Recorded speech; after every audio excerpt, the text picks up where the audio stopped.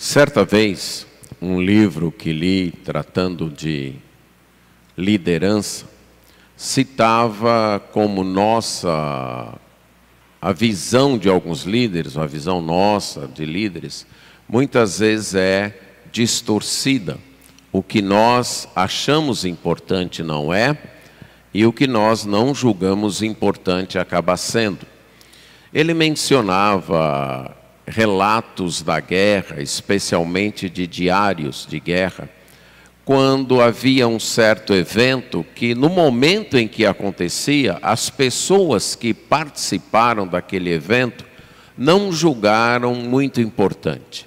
Até acharam que naquele momento não estava acontecendo nada de tão relevante assim, nada de tão importante. Mas que posteriormente, sendo avaliado, foi chegada à conclusão de que aquele evento tinha sido extremamente importante, que aquele acontecimento tinha até agido decisivamente para o resultado da guerra. O mesmo acontece numa outra guerra, a guerra do reino deste mundo contra o reino de Deus. Na maioria das vezes, a avaliação que o mundo faz de algo ou de alguém não é a mesma avaliação que Deus faz. Diante de alguns acontecimentos ou até de certos tipos de pessoas, o mundo então vai considerar que aquela pessoa não é tão valiosa, ou aquilo que aquela pessoa faz não é tão importante, não é tão relevante assim. Nós nos deixamos levar muito pela questão do glamour, pela questão dos aplausos, pela aparência, pelo impacto imediato que alguém ou algum acontecimento causa. E não pensamos a longo prazo, e muito menos pensamos à luz da eternidade. Mas Deus tem uma outra forma de avaliar as pessoas e as situações. Muitas vezes aquilo que o mundo julga não importante, não de valor, que o mundo despreza, Deus vai prezar, Deus vai considerar de valor. Esta verdade foi evidenciada na vida do servo do Senhor, o Senhor Jesus Cristo. E isto já havia sido profetizado mais ou menos 700 anos antes do Senhor Jesus nascer neste mundo. O texto de Isaías 49, 7 a 13, destaca esta verdade. E também percebemos outras verdades quanto ao servo do Senhor. Entre elas, que o servo do Senhor será desprezado pelo mundo, mas realizará a obra restauradora planejada por Deus e reinará sobre este mesmo mundo. Isaías 49, 7 a 13. Mas nós leremos do versículo 1 até o 13, que forma todo um poema. Diz assim: escutem, terras do mar, e vocês, povos de longe, prestem atenção. O Senhor me chamou desde o meu nascimento, desde o ventre de minha mãe, fez menção do meu nome. Ele fez a minha boca como uma espada aguda, na sombra de sua mão me escondeu, e fez de mim uma flecha polida e me guardou na sua aljava. E me disse: você é o meu servo, você é Israel, por meio de quem hei de ser glorificado. Mas eu disse: tenho trabalhado em vão, gastei as minhas forças por nada e à toa. Todavia o meu direito está diante do Senhor, e a minha recompensa está diante do meu Deus. Mas agora diz o Senhor, que me formou desde o ventre para ser o seu servo, para trazer Jacó de volta e reunir Israel a ele, porque sou glorificado diante do Senhor, e o meu Deus é a minha força. Sim, ele diz, para você é muito pouco ser o meu servo para restaurar as tribos de Jacó e trazer de volta o remanescente de Israel. Farei também com que você seja uma luz para os gentios, para que você seja a minha salvação até os confins da terra. O Senhor, o Redentor e Santo de Israel, diz ao que é desprezado, ao que é detestado pelas nações, ao servo dos dominadores: os reis o verão e se levantarão, os príncipes se inclinarão diante de você, por amor do Senhor, que é fiel, e do Santo de Israel, que o escolheu. Assim diz o Senhor: no tempo aceitável eu escutei você, e no dia da salvação eu o socorri. Eu o guardarei e o farei mediador da aliança com o povo, para restaurar a terra e repartir as propriedades devastadas, para dizer aos presos: saiam da prisão, e aos que estão em trevas: venham para fora. Eles pastarão ao longo dos caminhos, e em todos os montes desertos terão seu pasto. Não terão fome nem sede. O calor forte e o sol não os afligirão, porque o que se compadece deles os guiará e os conduzirá aos mananciais das águas. Transformarei todos os meus montes em caminhos, e as minhas estradas serão levantadas. Eis que estes virão de longe, e eis que aqueles virão do norte e do ocidente, outros virão da terra de Sinim. Alegrem-se, ó céus, exulte, ó terra, e vocês, montes, cantem de alegria, porque o Senhor consolou o seu povo e se compadece dos seus aflitos. Vamos orar. Senhor nosso Deus, mais uma vez chegamos na Tua presença, agora para agradecer por Tua palavra e suplicar Tua graça, para que ela se torne clara, traga convicção, apreço e obediência às nossas vidas. Isso nós pedimos em nome de Jesus. Amém. O servo do Senhor será desprezado, mas realizará a obra restauradora de Deus e será honrado por aqueles que o desprezaram. E isso se dará porque o próprio Senhor realizará essas obras através dele.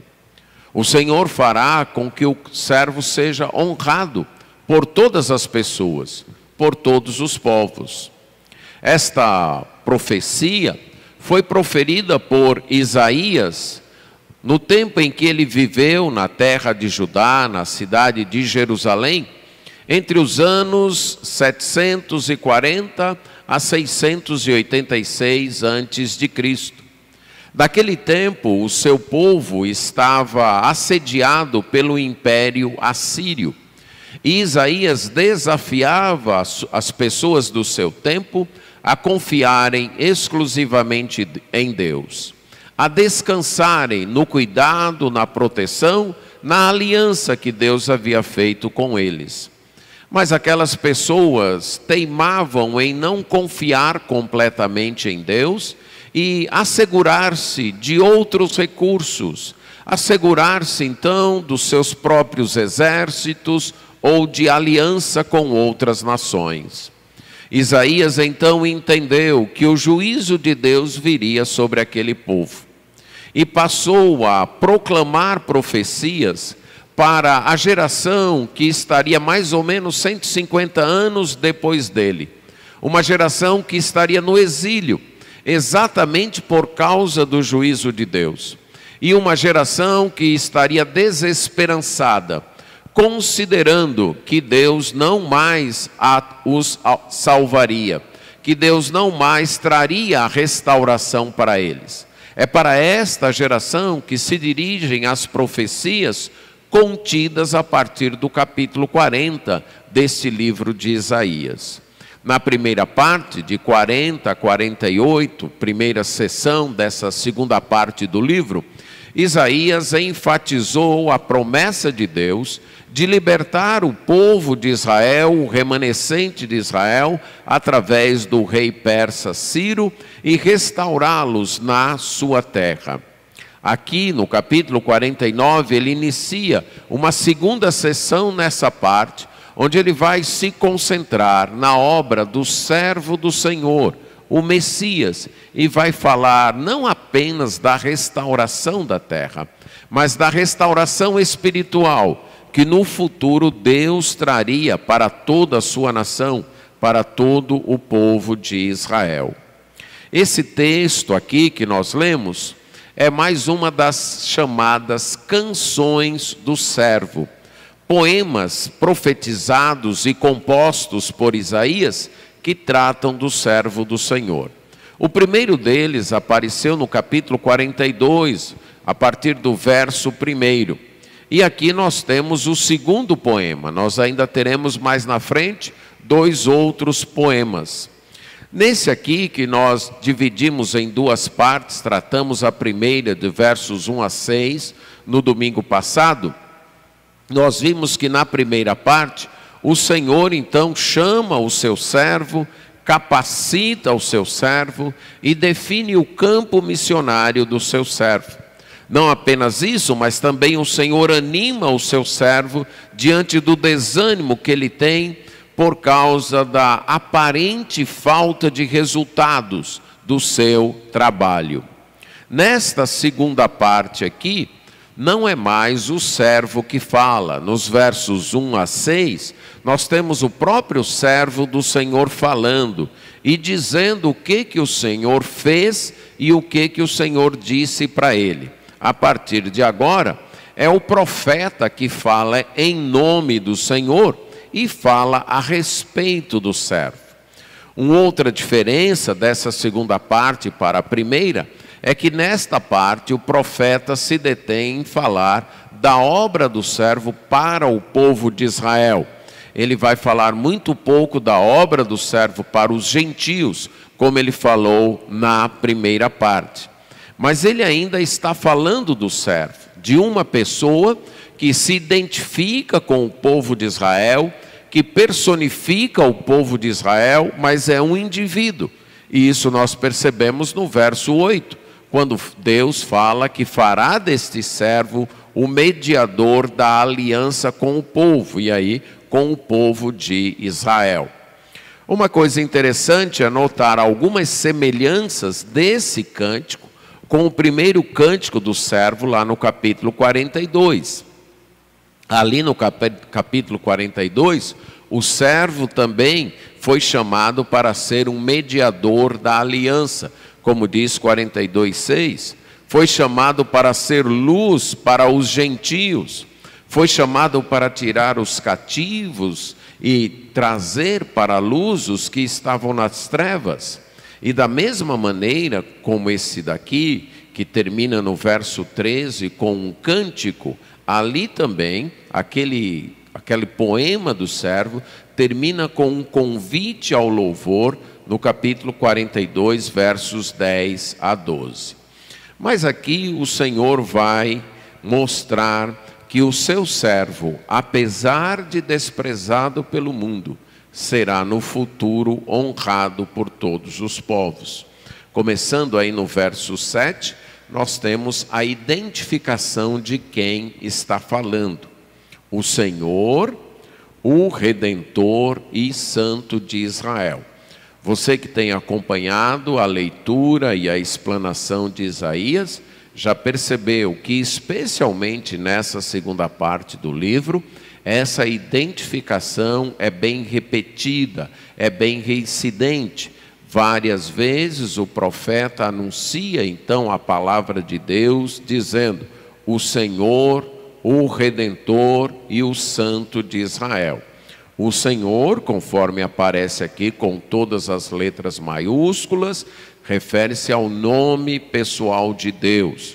O nome com o qual Deus se revelou lá em Êxodo 3, no episódio da sarça ardente, o Eu Sou. Então, as nossas versões fizeram a escolha de traduzir este nome, o Eu Sou, com a palavra Senhor, que foi como a primeira versão do Antigo Testamento, chamada Septuaginta, uma versão que traduziu o Antigo Testamento da sua língua original, do hebraico, para a língua que era dominante na época, a língua grega, usou, que foi traduzir o nome Senhor, o nome pessoal de Deus, Eu Sou, pelo nome Senhor. E no caso das versões em português, a maioria das versões também fez isso, e para diferenciar de um outro título de Deus, que também é traduzido como Senhor, o título Adonai, quer dizer, meu patrão, meu dono, meu Senhor, para diferenciar, eles então traduzem o nome Eu Sou, pela palavra Senhor, com todas as letras em caixa alta, com todas as letras maiúsculas. E Adonai, que é um título, uma maneira de se dirigir a alguém com reverência, então eles traduziram apenas com a primeira letra, o S ali maiúsculo. Então, o nome Senhor está identificando o que é o Eu Sou, o Deus da aliança, o Deus do Êxodo, o Deus que agiu para libertar o seu povo do Egito, o Deus que se revelou como aquele que é e sempre será, o Deus que se revelou como aquele que vai cumprir as promessas feitas a Abraão, a aliança feita a Abraão. Mas ele, além de Senhor, é o Redentor de Israel. Ele é aquele que assume o papel de guardião de Israel, de provedor de Israel. A palavra redentor fala de alguém que assumia a responsabilidade por outra pessoa e até por outra família para cuidar dos interesses daquela família. Quando aquela família, por exemplo, empobrecia e perdia sua terra, muitas vezes perdia sua própria liberdade, tendo que se vender como escravos para pagar a dívida, era o Redentor, o parente redentor, o Goel, que deveria agir para trazer aquelas pessoas à liberdade, pagar o devido preço para restaurar a liberdade daquelas pessoas, pagar o devido preço para que a terra voltasse para aquelas pessoas. Se aquela família fosse atingida por um assassinato, por alguma injustiça, era novamente o parente redentor que deveria agir como advogado, como vingador, como vindicador da injustiça praticada. E muitas vezes era necessário que o parente redentor, inclusive, suscitasse descendência, para que o nome daquela família não caísse no esquecimento, não ficasse esquecido. O exemplo disso é Boaz no livro de Ruth. E aqui Deus diz para a nação de Israel, Deus diz para o seu povo que Ele é esse Redentor. Ele é aquele que liberta, Ele é aquele que restaura, como nós vamos ver na descrição da obra do servo do Senhor, que é isso que será feito. Ele é aquele que vindica a justiça do seu povo e Ele é aquele que suscita a descendência para o seu povo. Mas além de Redentor, Ele também é o Santo de Israel. E esse é um título de Deus muito usado pelo profeta Isaías, porque foi algo que o impactou desde a sua chamada, desde a sua vocação, narrada no capítulo 6, quando Deus o chamou e ele viu os serafins louvando a Deus, santo, santo, santo é o Senhor dos exércitos, e toda a terra está cheia da sua glória. Então, esta visão o impactou de tal maneira que várias vezes ele vai se dirigir a Deus como o Santo de Israel. E a palavra santo fala daquele que é transcendente, daquele que é inefável, daquele que está acima de tudo e de todos. Então é esse aí que fala. E para quem que ele fala? Ele fala para o que é desprezado, para o que é detestado pelas nações, para aquele que é servo dos dominadores. Ele está se dirigindo então a alguém que é desprezado pelas pessoas. A ideia na língua original é desprezado de alma, isto é, profundamente desprezado. Desprezado pelos outros por todo o coração. É alguém então que é detestado pelas nações, é odiado pelos povos. É alguém que está agindo como servo, que está debaixo dos dominadores deste mundo. O servo então é visto como alguém rejeitado, como alguém desprezado, como alguém odiado. E aqui é o servo do Senhor representando a nação de Israel. Este servo do Senhor foi sim desprezado, foi detestado, agiu neste mundo como um servo. Isso se cumpre na vinda do Senhor Jesus Cristo, porque ele foi desprezado, ele foi tratado como alguém sem valor. Ele morreu numa cruz como sendo considerado pelas autoridades da época, pelas lideranças políticas e religiosas da época, como um criminoso, como um mentiroso, como alguém que dizia ser o Messias, dizia ser o Salvador prometido, mas de fato não era. Então ele foi desprezado, ele foi detestado, ele foi subjugado. Mas não apenas ele. Ele também disse lá no Evangelho de João, capítulo 15, que aqueles que o seguissem também seriam odiados, que aqueles que o seguissem também seriam detestados, também seriam perseguidos. E ainda hoje, o servo do Senhor, o Senhor Jesus Cristo é sim odiado, é sim rejeitado. Os seus ensinos, os valores que ele apregoou, são considerados rejeitados pelo mundo, são considerados sem valor pelo mundo. Nós podemos presenciar cada vez mais isso nas sociedades que vivemos, que os valores ensinados pelo Senhor Jesus Cristo, que os ensinos do Senhor Jesus Cristo estão sendo deixados de lado. E aqui não apenas esquecidos, não apenas desprezados no sentido de considerados sem valor, mas estão sendo ativamente odiados, ativamente perseguidos, ativamente rejeitados. Existem duas formas de rejeição a algum ensino: é a indiferença, a ignorância no sentido de não tomar conhecimento, de não fazer caso, de não levar em conta. O que nós vivenciamos hoje não é apenas isso, é uma segunda maneira, não só de indiferença, mas de perseguição, de rejeição, de franca oposição. Não é apenas de considerar sem valor, de dizer, você pensa assim, mas isso aí não tem valor nenhum, mas você quer ficar com esse pensamento, fique. Nós já passamos dessa fase, não é mais isso.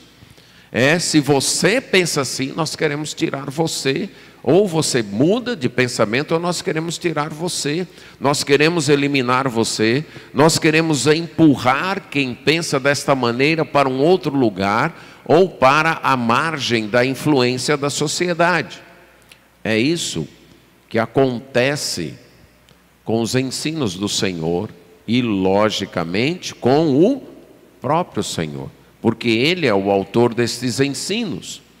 E o povo que segue o Senhor Jesus Cristo, o povo que segue estes ensinos, está sofrendo a mesma coisa, sofrendo a mesma rejeição, o mesmo ódio, o mesmo desprezo, está sendo subjugado. Mas vai ter uma inversão. E de fato esse é o conteúdo da fala do Senhor. Primeiro, no verso 7, nós temos a identificação de quem fala: o Senhor, o Redentor e o Santo de Israel. Nós temos para quem é dito: é para quem é desprezado, ao que é detestado pelas nações, ao servo dos dominadores. E agora nós temos o que é dito. E o que é dito? Os reis o verão e se levantarão, os príncipes se inclinarão diante de você. Vai ter uma mudança. Deus vai agir e mudar as circunstâncias. Vai ter uma inversão de honra. Vai chegar um tempo em que as autoridades deste mundo vão honrar, vão reconhecer, vão se levantar, vão se inclinar prestando reverência ao servo do Senhor. Há um tempo de humilhação do servo, em que o servo é humilhado, em que o servo é rejeitado, em que o servo é odiado. Mas vai ter um dia em que todos vão reconhecer que Ele é o servo do Senhor, que Ele é a autoridade, que toda honra é devida a Ele. O apóstolo Paulo vai mostrar isso de maneira muito clara em Filipenses capítulo 2, a partir do verso 5, quando ele fala da humilhação do Senhor Jesus Cristo, mas também fala que um dia todo joelho se dobrará e toda língua vai confessar que Jesus é Senhor.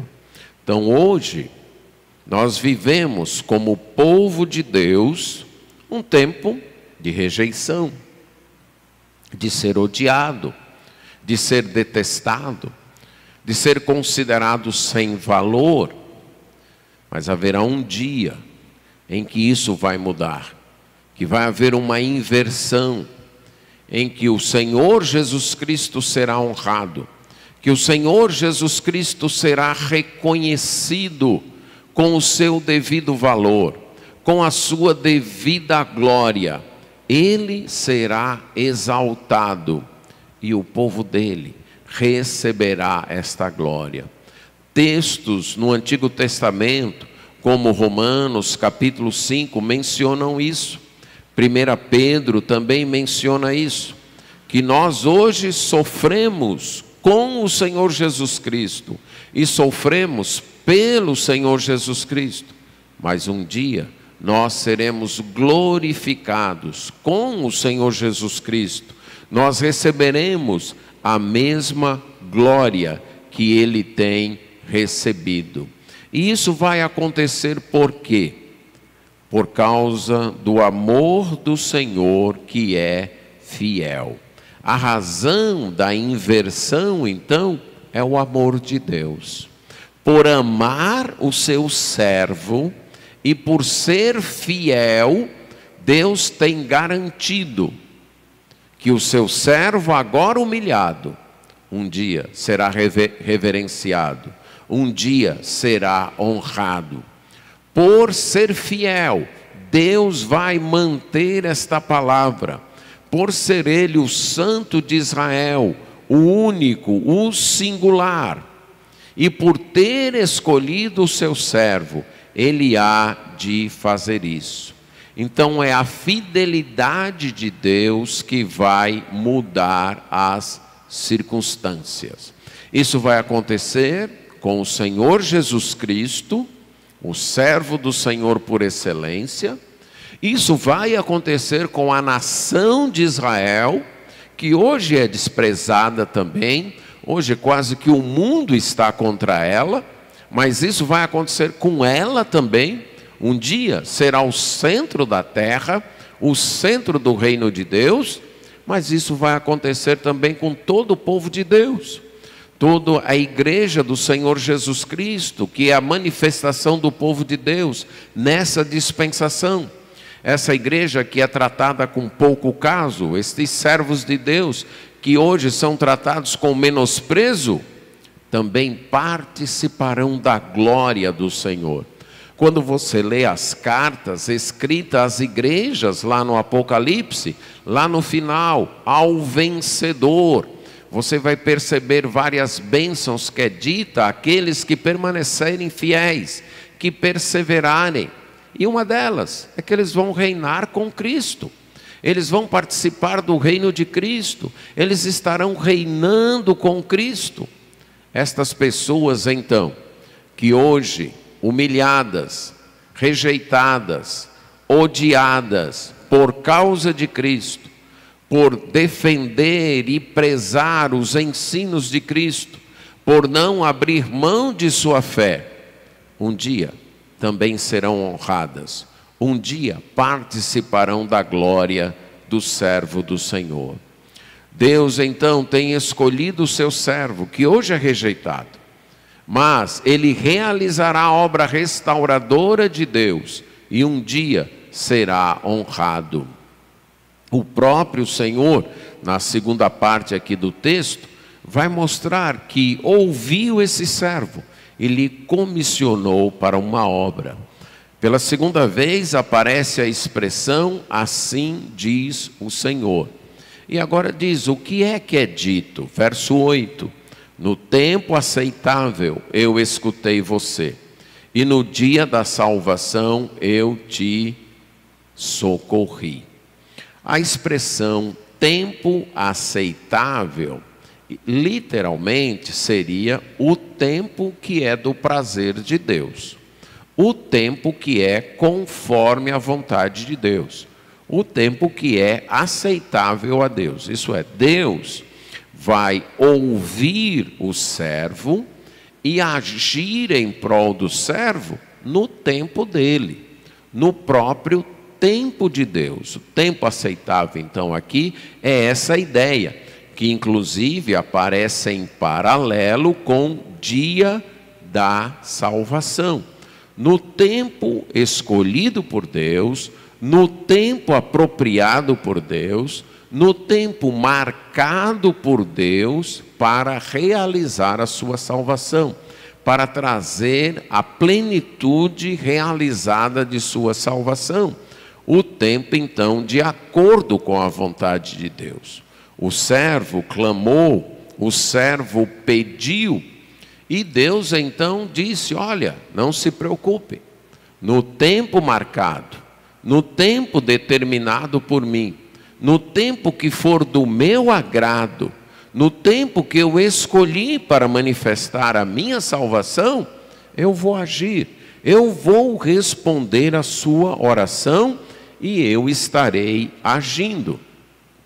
O apóstolo Paulo, escrevendo em 2 Coríntios, capítulo 6, verso 2, vai nos dizer que esse tempo, parte desse tempo, melhor dizendo, é hoje. Ele vai fazer uma aplicação desse texto, dizendo, capítulo 6 de 2 Coríntios, quando ele então fala dele como cooperador de Deus, e ele desafia as pessoas a não receberem a graça em vão, porque ele diz, no tempo aceitável escutei você, e no dia da salvação eu o socorri. Ele cita então essa parte do versículo de Isaías, e aí ele vai completar, eis agora o tempo oportuno, eis agora o dia da salvação. E isso aconteceu. O Senhor Jesus Cristo, como diz Gálatas capítulo 4, veio na plenitude do tempo. Vindo, porém, à plenitude do tempo, Deus enviou seu Filho, nascido de mulher, nascido sob a lei. Então, o Senhor Jesus Cristo veio no tempo marcado por Deus, o tempo aceitável para Deus, o tempo apropriado. Veio para realizar esta salvação prometida. E desde então, nós temos o tempo aceitável, nós temos o dia da salvação, e as pessoas não podem desprezar, não podem receber de modo vazio a graça de Deus, porque esse é o tempo, esta é a oportunidade da salvação realizada pelo Senhor Jesus Cristo. Qualquer pessoa que menospreze isso, qualquer pessoa que não faça caso disso, seja pela indiferença, seja por deixar de lado, por não achar importante, por não achar de valor, seja por desacreditar, ou seja, na forma de fazer uma oposição ativa, de perseguir, ela está deixando passar a graça de Deus. Ela está deixando passar a oportunidade desse tempo em que Deus está apresentando e realizando a sua salvação. Esta salvação, a aceitação desta salvação, depende de dois aspectos na vida da pessoa. Primeiro, ela crê que é verdade. Ela acreditar que é verdade. Esse é um. Mas não é o único. Porque nem tudo que eu acredito que é verdade, eu acho importante para a minha vida. Tem um bocado de coisa que eu acredito que é verdade, mas que eu não valorizo. Porque eu não preciso, ou pelo menos acho que não preciso, ou não faço muito caso daquilo. Então, a fé envolve dois aspectos. Primeiro, crer que é verdade. Você acreditar que é verdade. Isso aí é verdade. E que você precisa. Que isso é de valor para você. Que sem isso você não vive. Na rejeição da salvação de Deus, nós temos quem não crê. Já não crê. Não quero crer. Acho que é mentira. Acho que não é desse jeito. Pronto, já está dizendo que não crê. Mas nós temos um bom número de pessoas que crê, que acredita que é desse jeito mesmo, mas que não percebeu a importância e a necessidade disso para a sua vida. Vamos ilustrar assim: há certos alimentos que são considerados importantes, ou certas práticas alimentares que são consideradas importantes. Por exemplo, beber uma certa quantidade de água no dia, não é? Isso é dito que é importante, que é necessário, que se você beber pelo menos 2 litros de água por dia, isso faz bem para a sua saúde. Pronto. Eu penso até que todo mundo aqui crê nisso, ok? Mas eu duvido que todo mundo aqui faça isso. Crê. Não, eu acredito nisso, é verdade, a gente precisa de água mesmo, tal. Agora, não faz por quê? É porque não acredita? Não. É porque não percebeu a importância, não percebeu a necessidade. Fazer exercícios físicos. O mundo todo diz que é importante, não é? Que é necessário, que é bom para a saúde, não diz? E você acredita que é verdade mesmo, que exercício físico é importante? Acredita? Acredita. Agora você faz. Eu estou aqui, eu não estou condenando ninguém, eu estou apenas ilustrando a diferença entre crer, acreditar que é verdade e julgar importante. Eu estou mostrando que são coisas distintas. Eu posso acreditar que é verdade, mas não julgar que isso seja de valor para minha vida. A fé bíblica, ela une essas duas coisas. Eu acredito que é verdade, e que sem isso eu não vivo, que isso é importante para mim, que eu tenho que ter isso na minha vida. Então, como eu ia explicando, há um bom grupo de pessoas que não acredita que a Bíblia é verdade, que não acredita que os ensinos de Jesus sejam verdadeiros, que não acreditam na vida de Jesus como narrada nos evangelhos. Pronto, elas não acreditam. Mas há também um bom grupo de pessoas que acredita. Não, acredito, a Bíblia é verdade, sim, ela é a palavra de Deus. Jesus Cristo veio aqui mesmo, viveu e tudo. E por que não segue? Porque eu não acho tão importante assim para a minha vida. Porque eu acho que eu posso viver sem essa verdade. Porque eu acho que esta verdade não é imprescindível para a minha vida. Está percebendo a diferença? Agora pense nessa segunda atitude. Porque eu não acho que essa verdade é necessária. Eu acho que eu não preciso desta verdade. Quando eu ajo assim, eu estou desprezando? Sim ou não? Estou. Eu estou desprezando. Eu não estou dando o devido valor. Suponha que você esteja doente ou com algum problema e sua esposa conheça um certo remédio, um certo chá, e ela prepare para você. Talvez deu até trabalho para ela arrumar a planta, para ela preparar o chá, para ela fazer, e ela deixa lá para você. Ela diz, olha, esse chá é bom para o problema que você tem. Você diz, sim, eu acredito. E vai dormir e esquece de tomar o chá. Sem considerar as outras consequências, vamos só pensar no fato. Você desprezou o esforço de sua esposa? Sim. Ok? Agora, quando você pensa em Deus e no envio do Senhor Jesus Cristo para ser o nosso Salvador, você, não, eu acredito, isso aí é verdade mesmo, mas eu não preciso disso. Eu não acho que isso é para mim. Isso é bom para fulano, isso é bom para cicrano, até para Beltrano eu acho que é bom, mas para mim não é. Você está desprezando.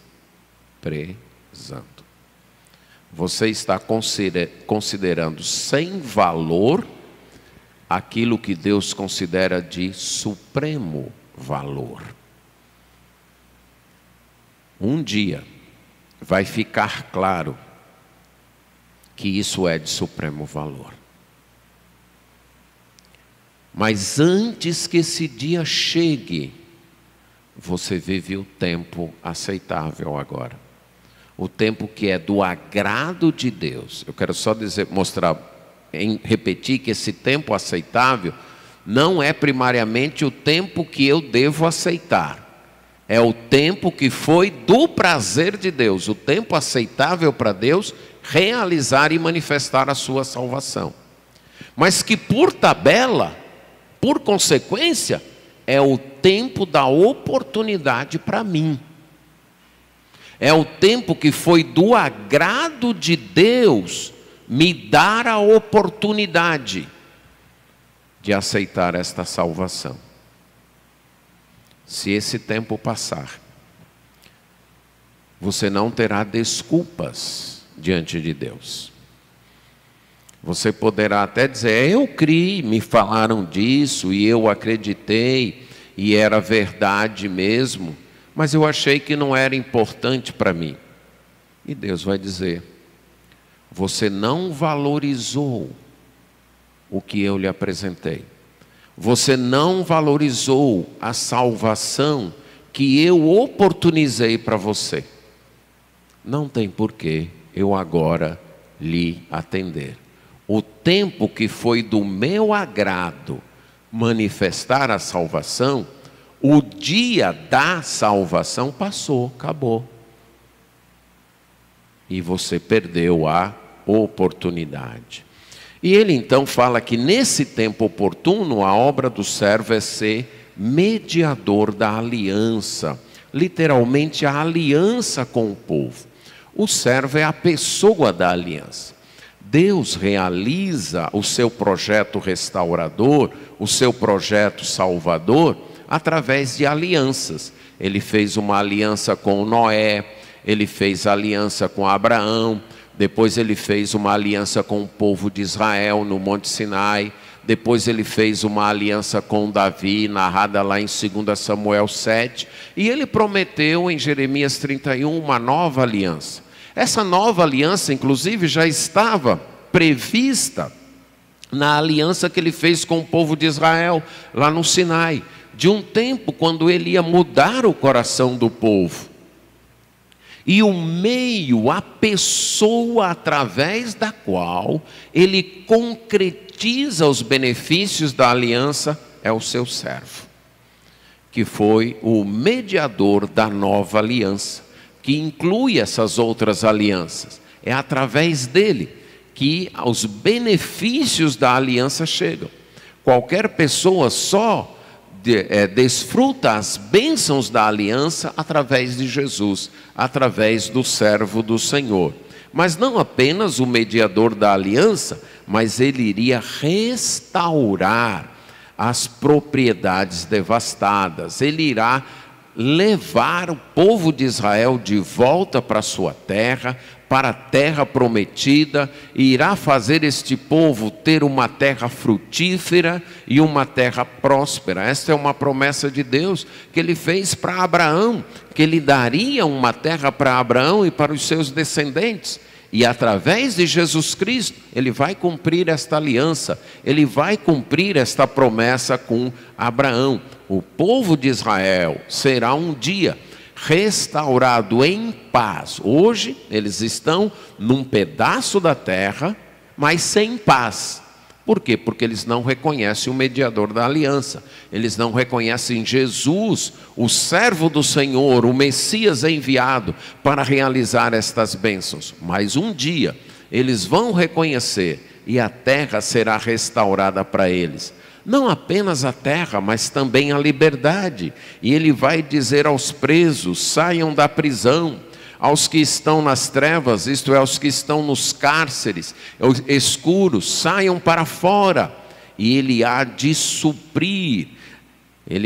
Estas pessoas então estarão alimentadas, são comparadas aqui a um rebanho de ovelhas. Eles pastarão ao longo dos caminhos, e em todos os montes desertos terão o seu pasto. A ideia é de um pastor trazendo o seu rebanho de volta para o lugar onde eles deveriam estar. É Deus reunindo, restaurando a terra, mas restaurando este povo para a terra. E durante o trajeto que ele traz esse povo não vai passar fome, esse povo não vai passar sede, esse povo não será fustigado pelo calor do sol. Porque aquele que se compadece dele, aquele que tem compaixão, e a ideia aqui de compaixão é uma palavra que no Antigo Testamento é muito usada para falar da compaixão de uma mãe pelo filho, de algo que vem das entranhas. Como aquela palavra que foi usada para José, quando num determinado momento do encontro com seus irmãos, ele já não aguentando mais, ele moveu-se no seu íntimo e teve que se afastar para chorar, porque aquilo moveu dentro dele. É como que aqui dissesse: Deus então, que tem um sentimento interior, um sentimento dentro de si por este povo, vai guiar este povo aos mananciais de água, a terras de águas. E ele vai eliminar todos os obstáculos para trazer esse povo de volta para a terra. Ele vai transformar os montes em caminhos. E aquelas estradas que estiverem esburacadas, ele vai elevar, ele vai aterrar. Isso é, ele vai preparar caminhos, aplanar os caminhos para que o povo chegue. Além de afastar os obstáculos, Ele vai trazê-los de longe. E eles virão de longe. Uns virão do norte, outros do ocidente, outros da terra de Sinim. Sinim é o nome de uma cidade que até hoje não foi definido com precisão onde fica. A ideia aqui é que é um lugar distante. Alguns pensam que era uma cidade chamada Ciene, que ficava bem no extremo sul do Egito e que, da perspectiva do povo de Israel, olhando para o sul, seria o lugar mais distante. Mas isso é só uma conjectura. Mas a ideia do versículo dá para a gente entender que Deus vai trazer as suas pessoas de todos os lugares, vai arrebanhar o povo de Israel de todos os lugares, do norte, do sul, do leste e do oeste. E então ele termina dizendo que essa obra do servo deve produzir louvor ao Senhor. Então ele anuncia: o servo será desprezado, sim, mas será honrado e vai reinar. Os reis vão se curvar diante dele. Depois ele mostra qual é a obra do servo: é restaurar o povo de Israel. No tempo certo, Deus realizou a sua salvação. No tempo escolhido, da época marcada, ele enviou o Senhor Jesus para realizar a sua salvação. E ele já havia dito qual seria a obra do Senhor Jesus.